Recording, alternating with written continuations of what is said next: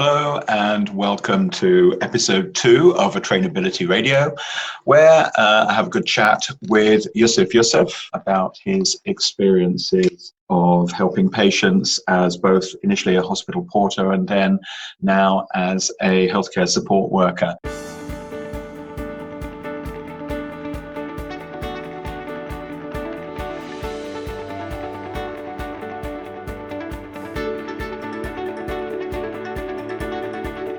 Yusuf is a healthcare support worker in older persons care and is fascinated by patient-centered care, very much a topic close to my heart.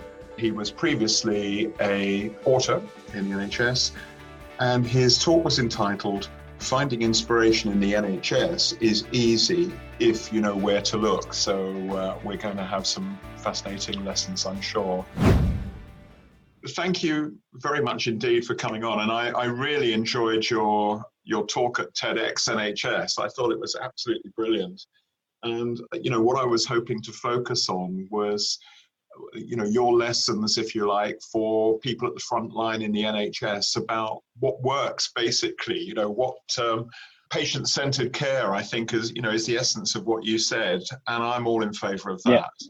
So what tips do you have in terms of what people can take away and actually do slightly differently that you've come to appreciate? So I think the main aspect I was getting into is the organisation, the NHS. No matter how much we adore it, the working in it, you kind of sense of how hierarchical it is. What I was trying to tackle is for people to come out of their little bubbles sometimes and to see the wider team and the wider people that are working amongst them, instead of just seeing titles and people from different departments, So that's what I was trying to get at. When we talk about patient-centered care, it always seems to be focused on someone, the most, clinically advanced person in the organization will have the answers. And it's not. You witness you see amazing things that are done by people who might not be clinical, but they're not being trained on it. It's just basically they're treating other people just like they will treat their neighbors or their family members. And that's what the essence of patient-centered care means to me.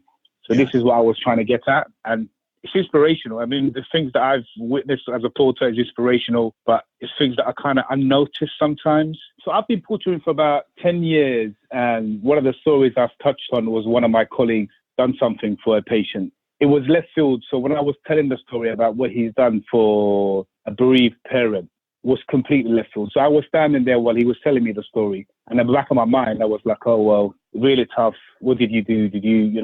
How did you handle the situation? And when he told me what he did for the parent, it completely, as I said in my talk, the ground shook underneath me. But it shouldn't have, because he did what I would have loved to have done for me if I was in that parent's position. Yes. So he did something really important for that parent, and he wasn't trained to it. He must have been in his job for about 3-4 years. And it kind of made me reevaluate how I deal with people, especially in the organization I'm working in. And then what else that is the essence of patient-centered care. You cannot get any more, it's something that was not taught to him, something that was not explained to him, something that he not read in any textbook. He just done it. It's a difficult story, Yusuf, but for those people who may not have heard it, could you just briefly tell the story again? Because I found it incredibly moving. Yeah, so it was incredibly moving for me. I mean, there was a part I thought I might have to stop for quite a while, but thank God I got through it. So it was very emotional for me, even standing on that stage and recounting the story. So basically, there was a porter who used to work with me. He's the manager now somewhere else. He was a couple of hours into his night shift when he got a call to transfer a child from a ward to the mortuary. I mean, it's one of the toughest things that you can do as a porter, but at the same time, it's something that we do daily. So not daily, but it happens. It's something that we're trained to do as well. So when he went to the ward and he collected his wherever he's going to get to collect the child in, unbeknownst to him, when he went to the ward, the parent was still there. And then the parent said to him, I don't want to stop you doing your job, and I know you're doing what you have to do, but please don't put my child in that box. So it was a newborn child. So 100% of the time, usually what happens, when the families have their chance to say goodbye, they make arrangements to come and see them in the mortuary, and then the people that work in the bereavement services will come and help the family. But we got a little window where we come in, transfer the patients and take them to the mortuary. So the back of my mind, I'm thinking, well, did you walk out? Did you like kind of slightly have a go at the nurses? So he literally said to the parent, I know your child will have always been in safe hands with me, but come and walk with me as I carry your child in my arm. And when he told me that, I kind of froze. I literally froze. I did not know what to say. I was absolutely gobsmacked. Shouldn't be doing that. But at the same time, because you're so used to the routines and the procedures, and this is what we're going to do, he did something incredible for that parent. Yes. And at the same time, me being a parent, I thought that would have meant the world to me. Yes. Yeah. If I stood there and someone did that for me, this is, we were at the beginning of our career there. He must have been probably 2 years before, he might have started 2 years before me. So like, literally, like, that is a lesson that I carry with me. Up to this day, I'm a healthcare support worker and I literally always look for the opportunities, the little small windows that when people are asking you to do what's really important for them. And it doesn't have to be major sometimes. As I recounted in my second story, a patient that was really down and out and a little bit depressed about what he's been told and what's to be expected for the years left to them. He just needed somebody to be there with him. He just needed the presence, someone not to just bolt out the door. And I just, stayed with him. And it might sound a little bit cliche, but I just held his hand because I thought if I was in that position, if it was one of my loved ones, there's nothing you can do. You're not going to make the situation better, but just the presence, you being there, so that's a couple of stories I told in my TED Talk. Well, thank you so much. I mean, I very much want to focus on this idea of, giving people ideas that maybe they haven't thought of. Most people probably have. But, I've never worked in healthcare. I've worked with healthcare people now for many years, 17 years at the moment and counting. Yeah. And I've always wondered how you sleep nights when you're faced with tragic cases, because you must build a sort of protective wall around you so that you can hold yourself together. And I just wonder sometimes whether that, obviously not in your case, but in some people's cases, that leads them to be maybe a bit too dispassionate and seeing the case and not the person. So that was why when you talked about it being person-centered, I really got that. I really appreciated that. I've touched on it a bit of my talk. So when I try to explain patient-centered care, it means quite a lot of things to different people. Wherever you go in the organization. But to me, in its basic component, is just be a bridge for the patient to get from A to B as much as you can, doing what's important to them. That's what patient-centered care means to me sometimes, all the time. So we are working in a very fast pace where we have to follow a lot of policies, protocol, procedures. Sometimes you're thinking you're literally on thin ice. So you don't want anything bad personally to happen to you, following all these procedures and protocols. Yeah. But we sometimes forget the person that's in the middle of this, which is the patient. Yeah. Are we really doing what's important to them? Are we evaluating and thinking, right, how are they going to fit in what's important to them? So instead of, we've talked about it when we was in the after drink session, it's like it seems to be a conveyor belt. Yes. Where we put people on a conveyor belt and, you're going to get that done there and this done over that side, and hopefully you'll come out on the end like this. So, but it's different. We're dealing with human beings, we're dealing with people, we're dealing with emotional humans, It's an emotional business that we're dealing with. So, yeah. Very much so. It certainly is. Can I ask, have you ever been a patient yourself? So I have, fortunately, never had any major illnesses. I've never been a patient. A couple of my family members have. My dad had a kidney transplant. I don't want to pry. No. But it's because when I often ask people, have you been a patient? How were you treated? Were you treated as a person, or were you treated as a case? And it's interesting the responses you get. People often have been treated more as a case than they have as a person. Just as a small one, for interest, last year I had to go through an MRI scan, which happily proved nothing there. I think they were looking at my brain, so definitely nothing there. But it was going all the way until the technician went to put the cannula in my arm, and he still hadn't told me his name. I was waiting to see whether he would, and I waited, and then eventually I said, look, just before you stick that dirty great needle in my arm, it'd be really nice to know your name. And I'm guessing that's one of the one of the things that you do is, it's one of those basics, which I'm assuming that you start by saying, "Hi, I'm Yusuf." Absolutely. It's the basic that we need to get down to. So now, being in the middle of a ward and, it's fast paced, it gets very busy sometimes. You need to sometimes take a deep breath and before you start your interaction and finding out, what's important to people and how they are. And I've been portraying for 10 years. So I think that's transferred over to me as a healthcare support worker. So I'm a very, very chatty person. I will find out things about you in 10 minutes that probably your family members will get kind of gobsmacked if I tell, oh yeah, by the way, he supports that team and did he go there last year and what was his occupation before? And these are little information I find out about people. So I'm a very, very chatty person. And I think that sometimes opens the door when you talk to people in a personal kind of level. So I've always had this conversation when people tell me, the porters, we always have lovely conversation, but it's the idea of coming away from the ward and you're transferring the patient from one place to another. And I'm not going to be talking to them about their clinical stuff, about their blood pressure, what medication that you might not be taking. It's just personal, just like you might meet somebody in a pub and start talking about them, talking to them. It just comes down to a personal level. And I think people really, really appreciate that. Have you ever had that thing where someone has actually told you something which the medical team, the clinical team have found useful, where you've been able to say, oh, by the way, they're very worried or something, or they're allergic to something? We've had that sometimes where the porter or support worker has actually got an important bit of information. Have you had that? So when I was a porter, being a porter, we always used to call ourselves the nosy parkers, but nosy parkers in a sense that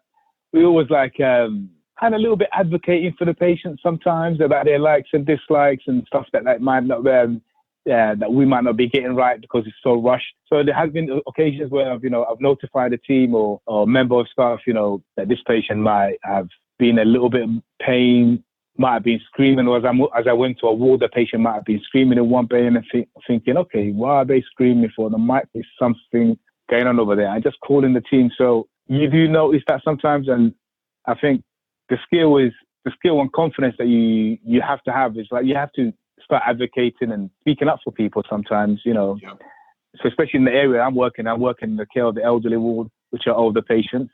So a lot of cognitive impairments going on with them. But at the same time, you treat them as people. You try to find out things about them, their likes and dislikes and everything. Yeah.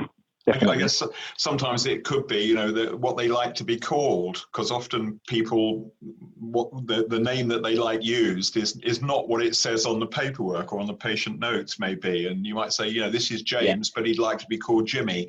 Oh, okay. And that's, that sort of personal touch, isn't it? And it makes a big difference because, you're getting down to a personal level with a person and trying to find out something about more than the aspect of what the care that they've been given or what kind of treatment we're going to be starting on them. And I absolutely understand sometimes my colleagues are kind of rushed off their feet. At least I'm talking about the medical colleagues and they have to get certain antibiotics started and they have to find out. So there's only a certain amount of moments they have with the patient to find that little stuff personal about them. Now, I'm in a kind of unique role, I think, where in between the nurses and the doctors, I can spend a little bit more time with them. And the relationship that then you develop with the rest of the medical team and the nurses is very, very unique. Because basically, you're the extra pairs of eyes, extra pairs of ears.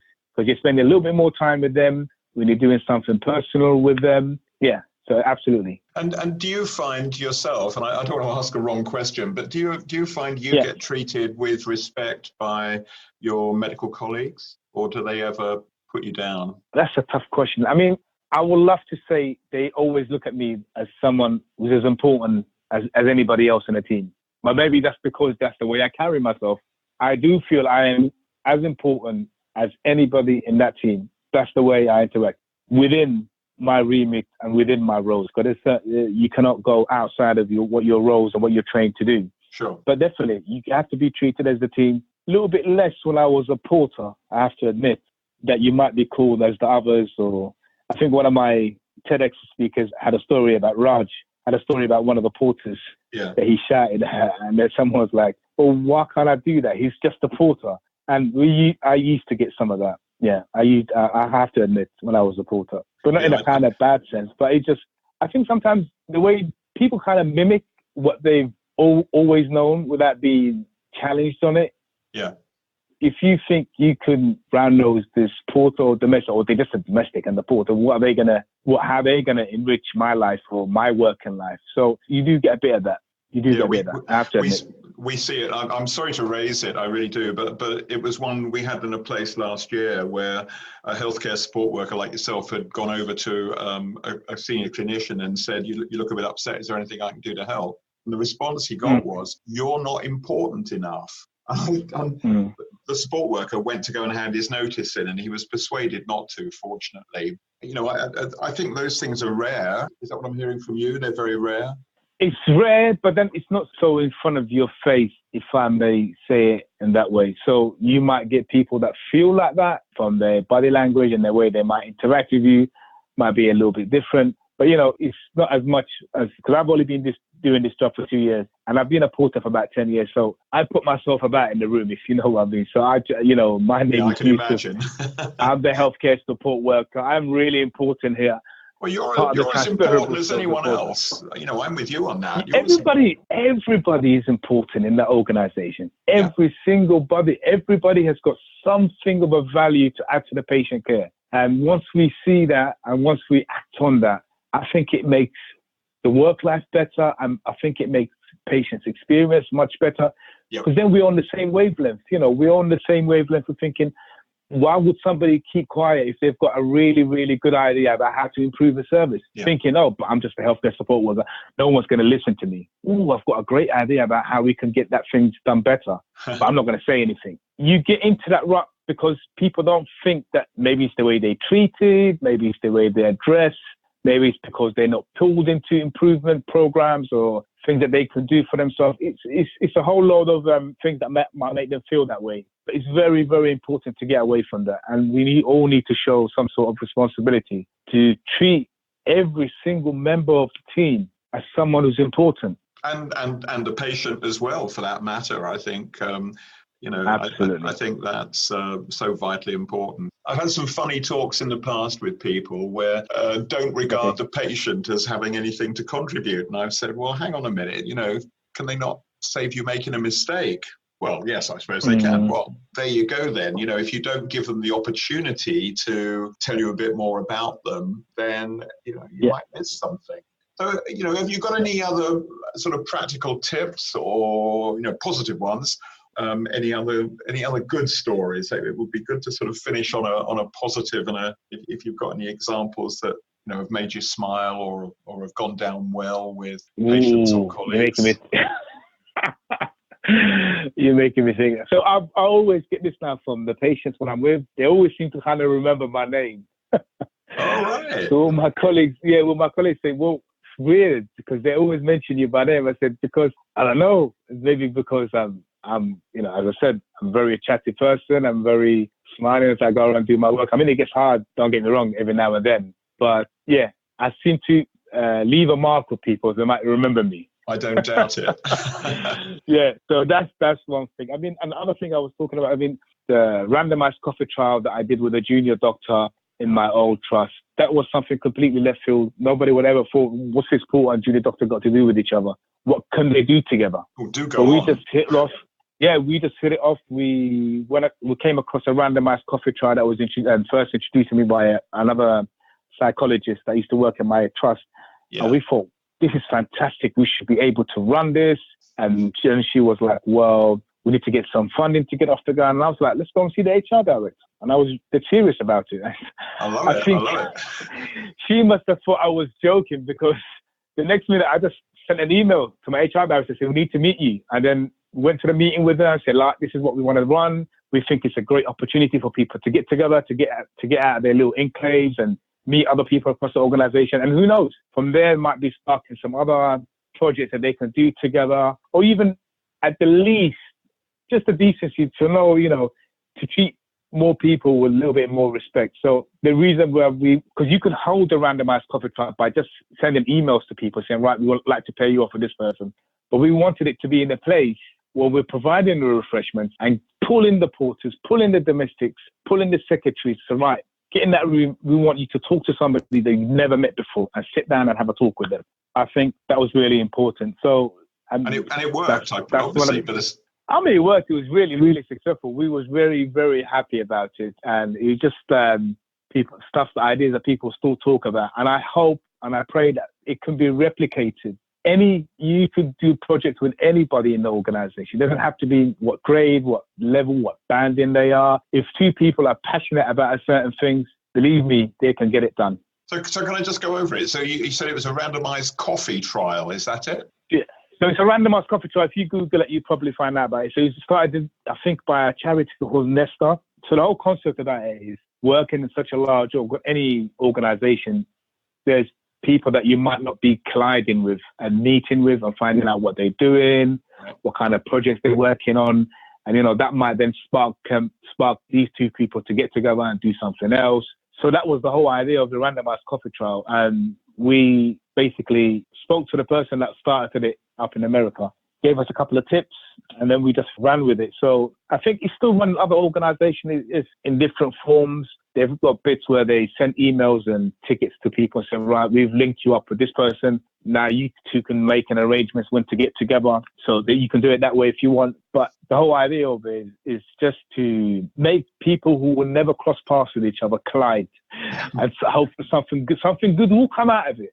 At the least, you've at least known that person, you've had an interactions with them, and who knows, in 4 months' time, you might be thinking of an idea that this person might be really good at, who's an expert in that field, and you can just pop them an email and say, wow, by the way, how are you? Had coffee a couple of months ago, remember me? I've got this idea to run by you. And that's where it starts. I think that's great. I mean, so many things have happened to me by seemingly random chance, and they've been very positive. And like running into you, it's a great pleasure. So, it's actually a pleasure. Yeah, I'm still coming down from the high of the TEDx NHS talk. It was a great opportunity. It was a great surprise for a lot of people, and it was a great surprise for me even to find out a couple of weeks before that I'm going to be opening the program. Yeah. But I think the only thing I mentioned to people when I came on there is people have said to me, "How did you start this?" I mean, I've had doctors, consultants saying to me, I don't know how I'll be able to do that. And I was like, I showed them a diagram that I had, which was a wheel that I drew. And in the middle of it was finding inspiration. I didn't get the full title then by then. And it was just telling my unique journey in the NHS and what I found inspirational. And everybody have got their own unique, valuable story to tell that we could take something from. Yeah. We've all got it. We've all absolutely got it. So thankful for the opportunity, and really, really happy. Yusuf, thank you so much. You've been great. I've really enjoyed listening to you and learning from you. And thank you so much for your time. And keep up the good work and keep sharing it. I think it's terrific. Well done, you. Thank you very much, Trevor. Thank you for having me. Oh, pleasure. Okay, Yusuf, thanks so much. All the best now. All right. Bye-bye. Bye. Bye now. Well, it was a great pleasure to speak and listen to Yusuf Yousuf this evening. I'm really grateful for Yusuf's time appearing as a guest on our Atrainability Radio. I hope this chat and listening to the thoughts of Yusuf will give you plenty to think about behavior and maybe the soft skills and human factors, and in particular, patient-centered behavior. You can find the show notes for this episode of Atrainability Radio on our website, www.atrainability.co.uk. Just look for episode 2 with Yusuf Yousuf. And within those show notes, you can find some links and we hope useful resources. Please do help spread the word about Atrainability Radio. Tell a friend, tell several friends about the show. And if you've not already done so, you can subscribe to this podcast in iTunes or wherever you like to get your podcasts from. And so until the next one, I'm Trevor Dale, and this has been Atrainability Radio, and thank you for listening.